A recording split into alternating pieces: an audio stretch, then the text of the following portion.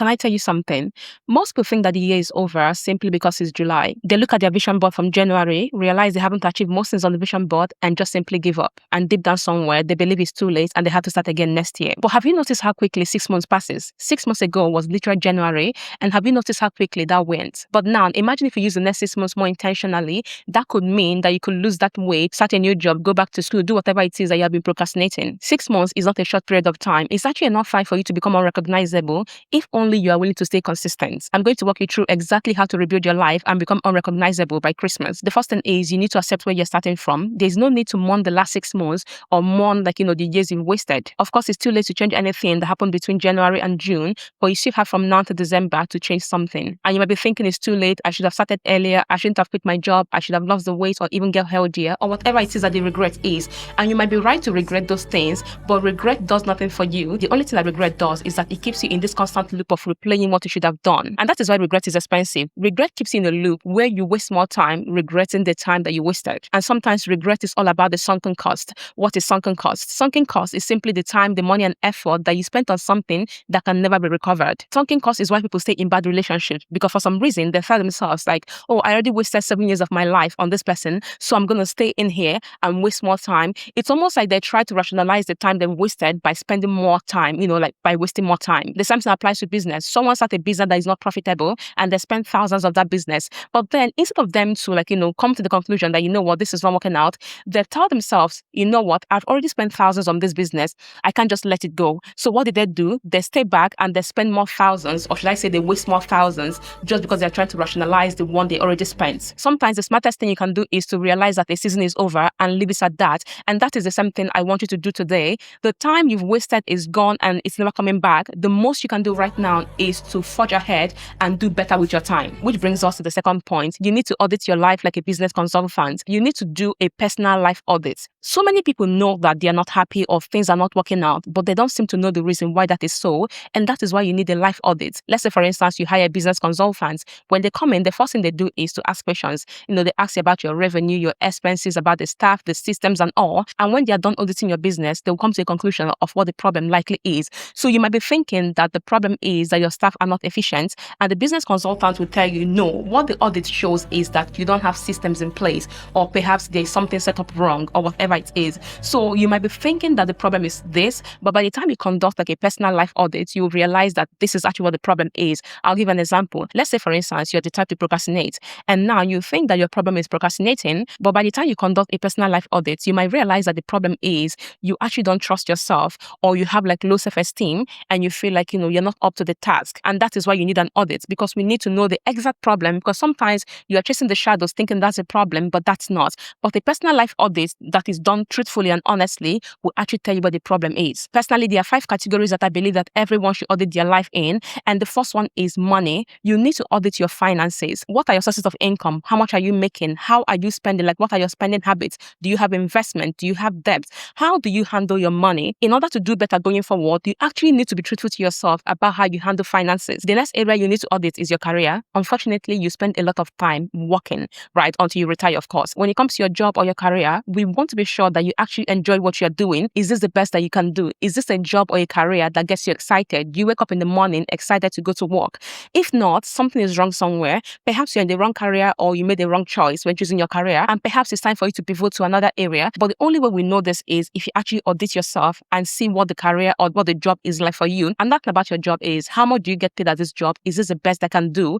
Can you switch jobs? Can you go to another place? Do you like your colleagues? Do you like your boss? Do you feel like, you're a valuable member of the team? Do you feel like they value you? This is a place where you spend most of your life. The least you can do for yourself is to at least make it enjoyable. And that is why a career audit is necessary. The next area you need to audit is relationships. I'm not just talking about romantic relationships. I mean relationships in general. How you relate to other people, your friends, your parents, your siblings, your romance partners and all that. How do you relate to them? Like, what's that relationship like? Do they fill you up or do they drain you? Are there people that when you spend time around, you come out sadder and almost, feel like giving up on on life. You need to be very much aware of the kind of people that you spend time around. Are your parents the type to compare you to other people or even drain you all the time? Like, you talk to your parents and you don't feel happy and you feel drained. Perhaps you need to put some boundaries in place in that kind of relationship now. So, and that applies to so many other areas in relationships. The people you spend time around affect your life more than you think. And that is why I feel like a relationship audit is very necessary. The next category is health. And personally for me, I wasn't happy when I did mine because for one, I stopped exercising and I put on some weight. And the other thing I wasn't happy about is my sleep pattern as well. I don't really sleep the way I wish I could, right? Or the way I should sleep. And that is something that affects my health currently. So that is something that I'm hoping to fix in the next 6 months. Go back to exercising, lose some weight, eat healthier, sleep well. Of course, I'm sure it's different for everybody. By the time you do your own audit, you might realize that you need to eat healthier or eat more or exercise more. Whatever the case is, a health audit is very important. The last category, which is also very important, is mental health or your mindset. What story do you tell yourself about the world, about others, and even about yourself? Where is your mind constantly at? If you're the type to think that you're unlucky or everything is not going well or you're depressed or this is happening to you and everything is just going wrong and all that, that is something that you actually need to look at. Why do you have that kind of mindset around life? If you're prone to depression, you need to audit why that happens. Could it be that you overthink life, or when something happens or like when something doesn't go your way, you get depressed? So let's say, for instance, whenever something fails, you go into depression. Now you have to watch out for that if you're doing something to also remind yourself that if that thing goes wrong, life moves on, right? The next point is stop trying to change everything at the same time. This is why people fail in self-improvement. They wake up one morning and decide they're going to change everything at the same time. So suddenly now you want to start reading, waking up on time, going to the gym, or even eating healthier, meditating, whatever the case is for you, you want to do all these things at the same time. The problem is you're going to quit after 5 days because it doesn't work like that. If you rush in too quickly, your brain will get fatigued and that is why you will give up. What you need to do is to select 2 or 3 areas to improve in the next 6 months. So personally for me, I want to lose weight now, right? So for the next 6 months, I can prioritize working out, eating healthier, and waking up earlier. So these are the 3 areas I will try to focus on for the next 6 months. Of course, there's many other things that I want to do, but I know that I can't do everything at the same time. I will go one step at a time. So for some people, that might be your finances, your health, your career, whatever it is for you. Choose 2 or 3 areas or categories you can focus on and do just that for the next 6 months. Which brings us to the next point. You need to cut off the things that are stealing your time. I'm going to ask you a simple question. What cost you the last 6 months of this year? If nothing is done or nothing changes, I guarantee you that same thing will cost you the next 6 months of this year as well. For some people, what steals your time is toxic relationship, gossip, doom scrolling, just doing random things that you have no business doing, or even the one that most people don't like to admit, which is addiction. Addiction can literally control you and steal your time. If you're addicted to a substance or whatever you're addicted to, I guarantee you that that thing will actually consume you and your time. The one I believe applies to the average person is doom scrolling. We spend so much time online watching other people live their life. It's easier to spend 8 hours watching other people live their life than pouring that same time into your own life. If you want to succeed in this next 6 months, it's not about doing more or adding more. What we need to do is remove distractions. Distractions is what's keeping you from going in the right direction. You need to be completely honest with yourself. What are the distractions of things that you need to remove right now in order for you to forge ahead to the next phase? No one can do that for you. It's completely up to you to change that. Which leads me to the next point, which is read more books instead of consuming more content. Replace 2 hours of watching TikTok with 2 hours of reading books that actually contribute to your life. I feel like when people hear reading, they think reading in terms of entertainment, but I'm actually talking about reading as a form of education. When it comes to books, there are so many categories. Let's say, for instance, finances. If you're struggling with finances, you need to start reading books on finances, how to make money, how to invest, how to keep money. We have books like Richest Man in Babylon, Psychology of Money. There's so many books on investing. You just have to look for them. So if you're struggling financially, what you actually need to do right now is to start reading more about money. What is money and how do people make this money? The next category of books you should read is books on how to socialize. Yes, socializing is actually a big problem for most people. And the thing is, humans are the highest currency you can have. If you don't have people in your corner or you fail to socialize properly with people, you are going to regret that at some point, I promise you. If you struggle with meeting people or networking, there are actually certain books that can help you with that. There's this book called How to Win Friends and Influence People. I know it's a good book because I've seen reviews on them. I haven't read them myself, but that is something I recommend if you struggle with socializing. The next category of book you need to read is books on how to negotiate. Some people have a good job or they have good businesses, but the problem is they are not maximizing their earning potential simply because they don't know how to negotiate. Yes, you can be leaving money on the table if you're not negotiating properly, and there are books that will teach you how to negotiate. Personally, I've read books on negotiating and I can tell you it changed the game for me. Now I know how to properly charge my worth and I don't feel shy about telling people that this is what I'm worth and that is what I want to get paid. The last category of book I recommend is books on how to communicate. Yes, absolutely. You actually need to read books on how to communicate. I'm sure you think that communication is something that comes naturally to most people. It is not. By reading books on how to communicate, I know how to get answers from people. I know about open-ended versus closed-ended questions. I also know how to communicate in a way that I don't make someone defensive offensive. So I absolutely recommend that you read books on how to communicate, especially if that's an area that you struggle with. Of course, you can read books on other areas like productivity, leadership, whatever the case is for you.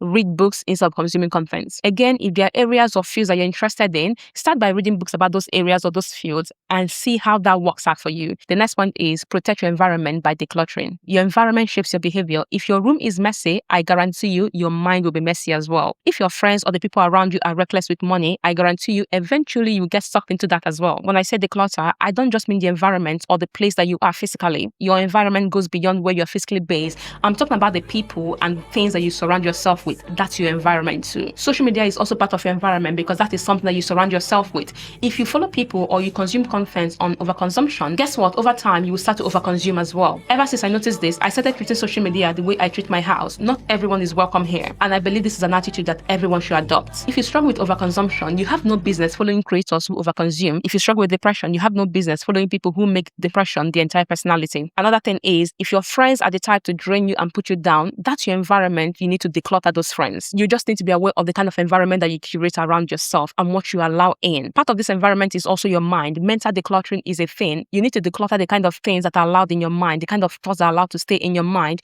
or the kind of things you think, right? I don't know how else to put this, but you need to be aware of where your mind stays and be very careful that your mind does not always go to the negatives, right? Try to have a positive mindset. It's all part of decluttering your mind. You need to understand that your environment is programming you. Let's say, for instance, myself, I notice that whenever I have junk food around, I start eating junk food. So if that thing is in my environment, I start to consume it. Just like you see some people, when they play sad music, they become sad. You just have to be aware and in control of your environment and what enters it. The next point is, for the next 6 months, protect your mental health. Of course, your mental health affects your physical health. For instance, not everything deserves your attention. There are sometimes that people try to bait you into an argument, but you need to be aware that that is a bait so you don't fall for it. Or perhaps your spouse or your family is toxic and they try to bait you to act out of character. You have to be aware that things like that have a way of impacting your health. The good thing is, once you recognize the tactics that people use to make you to act out of character, it sort of loses the power it has over you because now you know that that's a bait, so you don't fall for it. If you know that someone is doing something to simply get your attention, you can choose to ignore them. Why am I stressing this? Some people while away their time waiting for that motivation to come for them to do everything at once. What you need is not motivation. You need systems that ensures that things get done regardless of the mood. Motivation will always disappear eventually. What stays is the system you have in place. The reason most people have not accomplished anything on their vision board is because they're waiting for the motivation to start doing those things. If you decide to wait around to do something when you feel like doing them, I need you to start creating systems for doing those things. I'll give an example. Let's say, for instance, I want to upload one video every week. Let's break down what that entails for me. It means I need to come up with a topic, right? And I need to research that topic, and I need to script, I need to film, I need to edit and upload. So these are the 5 things I need to do in order to accomplish that one goal. So how do I set a routine, or let's say a system, in order to do this? So let's assume I want the video to go live every Sunday or every Friday, for instance. It means that by Monday, I should have a topic. By Tuesday, I should research. By Wednesday, I should be done with my scripts and all that. And by Thursday, I should film. And so by Friday, or let's say between Thursday and Friday, I should edit and upload it. This system needs to be in place in order for me to accomplish that goal. I can't wake up on Saturday morning and decide, you know what, I want a video to go live tomorrow. Because guess what? There's so many things that need to be done before I can accomplish that goal. So having a system is saying something like, every Monday before I go to bed, I must have this. Every Tuesday before I go to bed, I must have this, right? That is how you set systems. So this system does not need motivation. What I require is time and effort to assign to each task, right? Or to each workflow. That is how you create a system. The same way you need to have a system when it comes to investing or saving money, it shouldn't be left to chance. There should be a system that the moment you get paid, this amount of money gets deducted and goes into your investment accounts and blah, blah, blah, right? So a system is necessary. Leave motivation aside. Start to build systems for everything that you want to do. The next thing is surround yourself with better people. There is this saying that you're the sum total of the 5 people you spend time around. And I actually believe that that is true. The people you spend time around, eventually that is what you become. So my question to you is, who are you because of the people you spend time around? Some of you were not alcoholics, but you started spending time with alcoholics, and before you know what, you drink more now. Some of you used to game like 1 hour a day, but now you spend 8 hours gaming because you have friends online that do the same. If everyone around you complains, overspends, make excuses, or even mock ambition, eventually you become like that. You need to find people who challenge you. If the people you have around you right now do not challenge you to do better, eventually that is what you're going to become. You become complacent exactly like them. Personally, I can testify that I have only gone far in life because I surround myself with people who have ambition, people who want more out of life and people who believe in themselves as well. I don't like spending time with people who don't like their life or people who complain a lot, because eventually I know that will become me. So I try to avoid people like that. So if I meet someone and they complain a lot and always miserable, I will try as much as I can to stay away from them. So if your friends are the type to mock your ambition or the plans you have for your life, it is time for you to do what? Get new friends. The next point is fall in love with things being boring. I know that when it comes to success, people think of fruits. People think of success as though a bomb is going off, right? As though everything is happening at the same time. But usually success is actually quieter than that. Unfortunately, the internet has a way of making success look very interesting and exciting.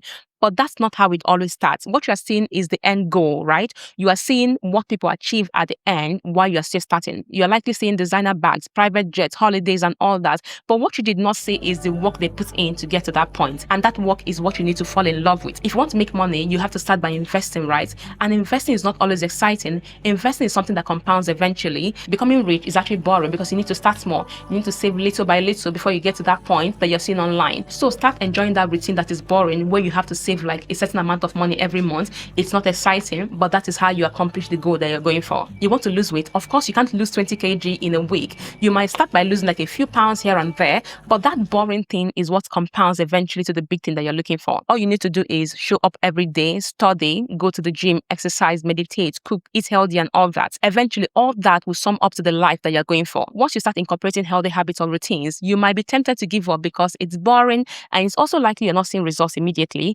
Just keep going. Eventually, you will see that thing that you're looking for. Remember, drops of water is what makes an ocean. A drop of water is boring, but an ocean is not. So start with the drops. Finally, I need you to remember that 6 months is actually longer than you think. 6 months is 180 days. That is 26 weeks and over 4,300 hours. Let's say, for instance, every day from now to December, you invest an hour each day into a particular skill. By the time December comes around, you have invested 180 hours into a particular skill. And I assure you, there is no way you won't improve in that thing. 180 focus hours into a particular area of your life, you will surely improve, trust me. Don't let December arrive with the same excuse that you had in July. In 6 months' time, you'll be glad that you started what you're doing right now, or you will regret that you didn't do it. Time is moving either way, the choice is yours. Start where you are, use what you have, and let the decision you make today become something that you're happy about by Christmas. Alright guys, that's the end of this video. Don't forget to like, share, subscribe, comment, and do all the good things. And I'll see you guys in my next one, and I hope you found this useful.